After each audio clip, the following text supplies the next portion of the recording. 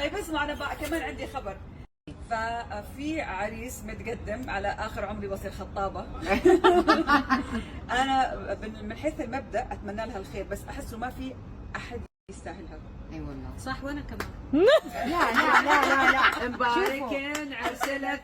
تلاقي لها واحد يستاهلها. ما هذا هو في بتلاقي. عريس متقدم وطالب بيدها. اسمعي بتنزلي له الكنبايات.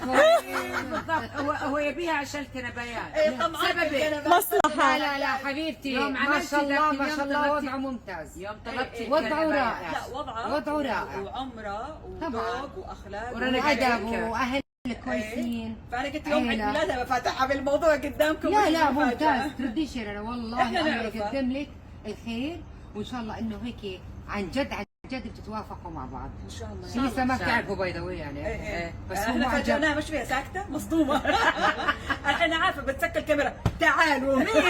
بس هو يعني اول ما قال بدي رنا، ايش السبب؟ ايش ليش حاببها؟ لانها ليدي. بقول رنا القاسم ليدي، فمبروك مقدما. الوين بس المصدوم؟ هي اضافه لا باي ذا واي. اي هي اضافه له، مو ناقصها شيء. مليون بس بالمية. هي أنا إضافة. وهو كويس خلص عارف مش هي مصدومة الحين، خليها. اللي راح نزفها ان شاء الله.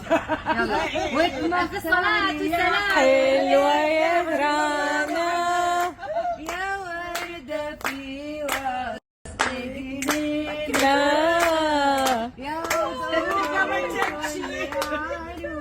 هذا على العريس. لا ان شاء الله ربنا يخليك. العريس. ان شاء الله يستاهل.